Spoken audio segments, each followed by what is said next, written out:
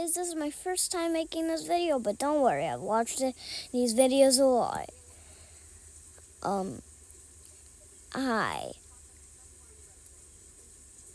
Okay. We're gonna be watching a new Hemanations video.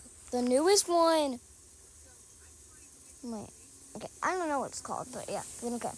We don't care about that. Let's watch it. Looks like trouble in paradise as the hottest festival of the year I don't know has flamed out.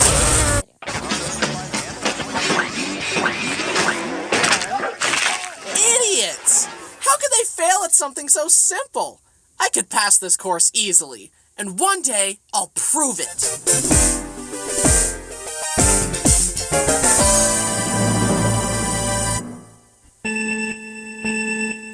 And begin!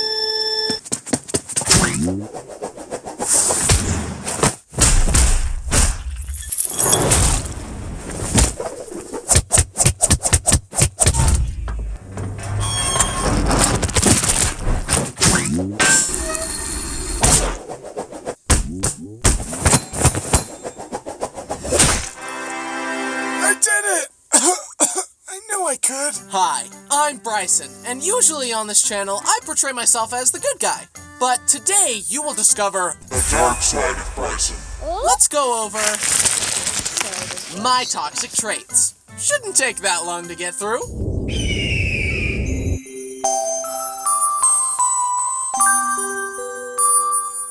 Now, I love animals so much and would never do anything to hurt them. Except for bugs and insects. When I see one of these creepy crawlies on my territory, my sweet nature vanishes and I become a sadistic on-site killer.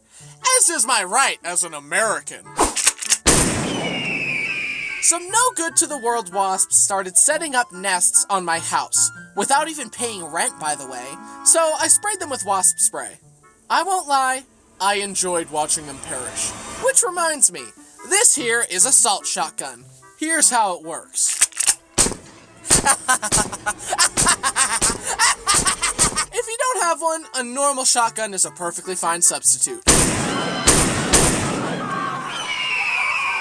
And this is a button that could magically kill every mosquito. Basically, if any bugs are watching, I hate ya, and I'll kill ya. All other animals, you're good. But enough of my crimes against bugs. Let's get into my crimes against people. I judge people for being fans of nerdy things, because they're nerds. Even if I like the exact same things, I'm not a nerd. I'm too cool for that. And my liking it is not the same as them liking it. I'm built differently. I'll literally be in line at the Lego store on the release day of some new Lego sets, and there are people there, you know, talking about Lego, and I'm all like, look at these nerds. Have they no shame? When I do it, it's cool, but when they do it, it's lame. That'll be $1,800. Put it on my Lego brand credit card. See you next week, Jared. Out of my way, nerds. It's the same thing when I'm stuck in traffic. Like, why are all these people on the road when I myself am also on the road? And again with crowded public spaces.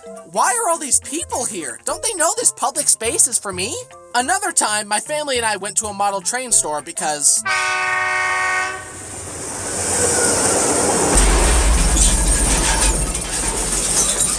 I like trains.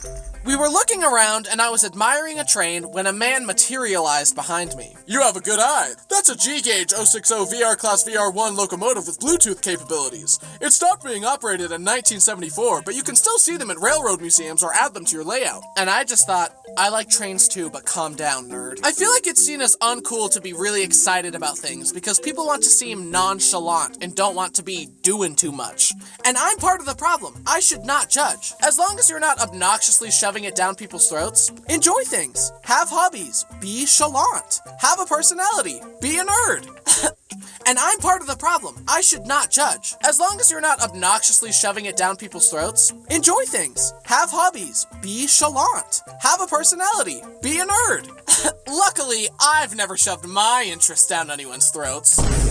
Anyways, back to me being a terrible person. When I see an Olympic athlete mess something up, I'm all like, wow, dude. Really? Amateur hour over here? Meanwhile, I'm sitting on the couch with joints that would explode if I even attempted what they're doing.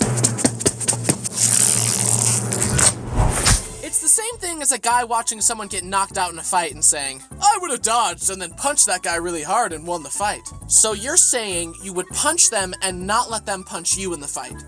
That's what everyone's trying to do. It's easier said than done. And you've never been in a fight or had any training. So how can you know that you would do any better? You don't know my mentality, bro. When it's go time, I see red and bodies hit the floor. Why does this happen? Why do people overestimate their ability to do something they've never even tried before? It's because of the Dunning-Kruger effect, the phenomenon where a person learns a little bit about a subject, thinks themselves to be an expert, and then as they keep learning, they realize the depths of their ignorance. Then, if they keep learning, they climb the slope of enlightenment and earn competence that matches their confidence. That initial spike of unearned confidence is called the peak of Mount Stupid, and it's where Twitter users live. Gross incompetence and a big opinion of oneself are a pretty potent mix that causes lots of problems. They do make for great epic fail videos, though. I got this.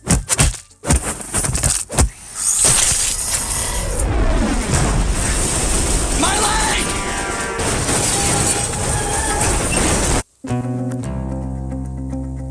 What was that? Bro, what was that? Was the cards crashing? I'm guilty of getting on Zoom calls and just looking at myself the whole time. Considering you went 80 through a school zone, stole an officer's service weapon using a T-Rex grabby toy, and committed massive tax fraud, this court has ruled that— Yo, can you shut up for a second? Dang, I look good. Ooh, look at that jawline. life in prison, no bail. But I don't feel that bad about this one, because I know you do it too on your Zoom calls. When I text someone and it says they have their notifications silenced, I always hit notify anyway. Who do you think you are, Mr. High and Mighty? You can take a second to hear what I have to say. I will not be silenced. This is hypocritical of me because I love to silence other people, especially door-to-door salespeople. I think we all hate getting stuck in a situation where a salesperson won't stop talking your ear off and forcing you to be the bad guy by saying, I'm not interested, get off my property. So to avoid this, I got a doorbell cam. Now I can tell people at my door that I'm not interested without even going to the door. Hello? Hi, I'm selling rocks. This one is pretty cool, huh? Sorry, I'm not interested. And then he kept yapping at me, like they do.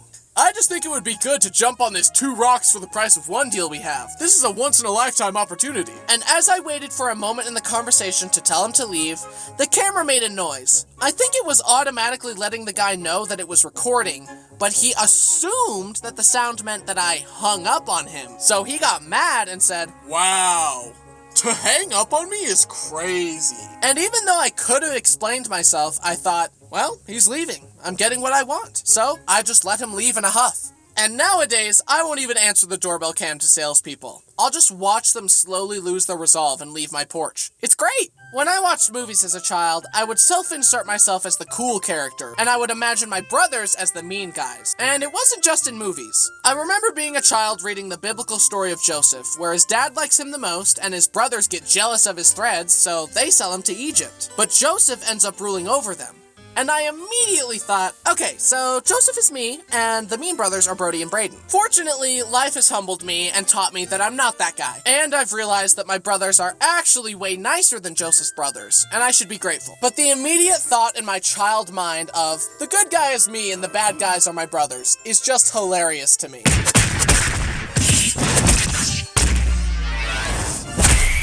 That's me. How? You can't do any of that. You don't know my mentality, bro. When it's go time, I see red and bodies hit the floor. You are 5 years old. Have you heard of the Dunning-Kruger effect? I used to never admit when I was wrong. Luckily, I grew out of this one, but when I was 12, I was playing this video game with my friends where you throw ninja stars at bad guys. We were competing against each other, and I was in the lead. I took my turn, then Travis went. He threw the ninja stars faster and better than me, and he won the whole thing. I started to have big feelings about that and said, it was a glitch! It wasn't working when it was my turn, but it worked for you! My friend said that I lost fair and also square, and I was pissed. Then later I thought, wow, that was embarrassing. Maybe I should just swallow my pride, admit when I'm wrong, and be so for real. Wait. Is this what a healthy emotional response feels like? A lesson a surprising number of adults still haven't learned yet.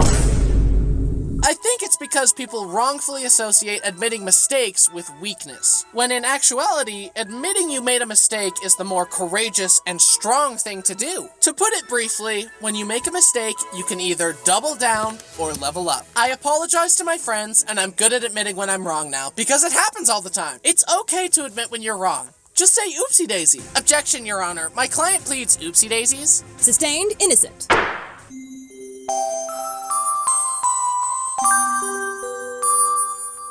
If you're a stickler about honorifics, I immediately don't like you. Like, insisting that everyone refer to you as Dr. Jones, especially considering that that's not a normal thing for any other profession.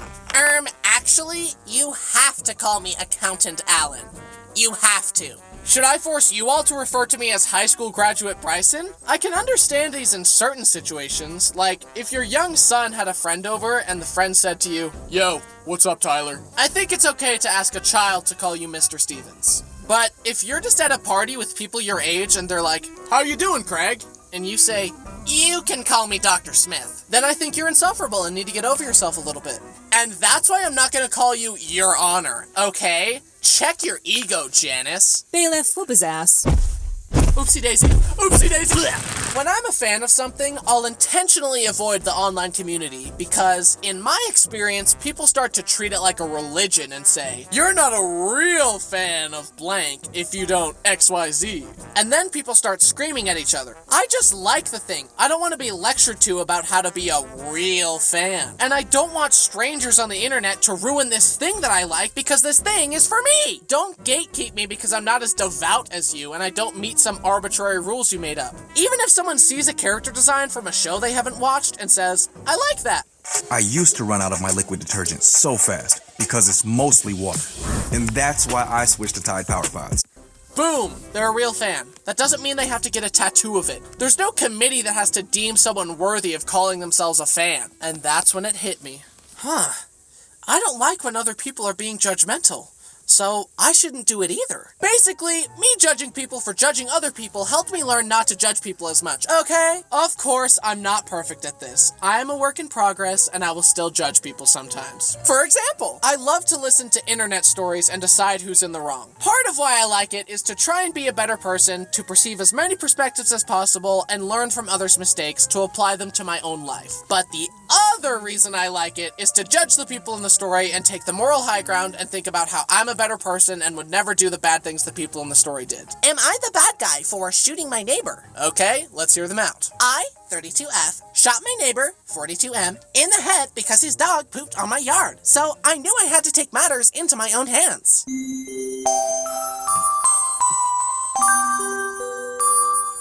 I have 550 unread messages on my phone, and I've never once in my life read an email. Your message has a 50% chance of being read by me, and an even smaller chance of getting a response. I actually like the little red alert on the app.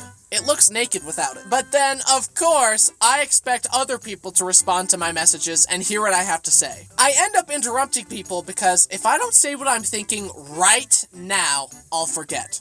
And I hate forgetting. If I do forget something, I try to rewind what everyone said to try and find the part of the conversation that will remind me of what I was thinking. Speaking of interrupting, sometimes I'll interrupt the entire flow of the conversation to make everyone wait for me to slowly look up a meme and show it to them, and then get upset when they aren't paying attention. Dude, look.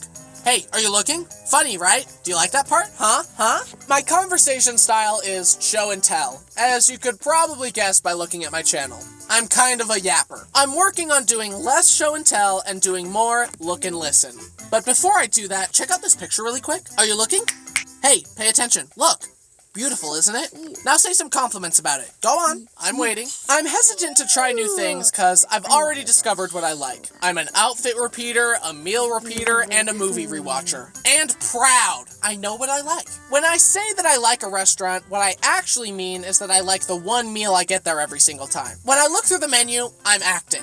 It's a lie. The waiter knows exactly what I'll order, and so do I. It's the same as the last 29 times. I'm working on being more adventurous and trying new things because it's good for me. And it turns out, when you try new things, you find more things to like. Who knew? Will you take option A, rewatch Avatar The Last Airbender for the 600th time. Ooh. Or option B, watch this new show that your friend recommended to you that has a perfect 10 on IMDb and get $1 million. This is a tough one. In conclusion, I'm a flawed human being, but I learned today that as you keep working on your faults, you'll be able to do amazing things. For example, look how much better I am at this obstacle course now.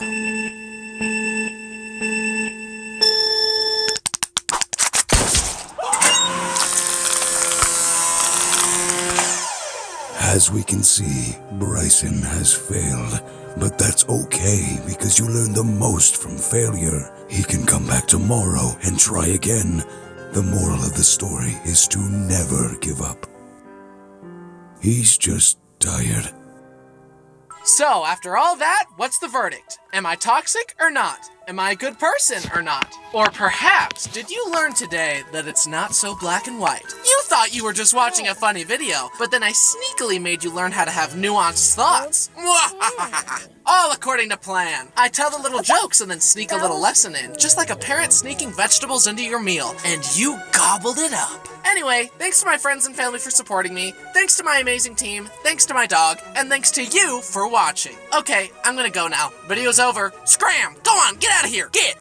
Compliments of the chef. Okay. He was so glad that he had That was emergency really roadside service with Geico. interesting. And since they saved his bacon, he presents to you a bacon tart flambe. Mate, look, I don't need special treatment. I'm just happy that he's happy. You're too humble, Mr. Gecko, which is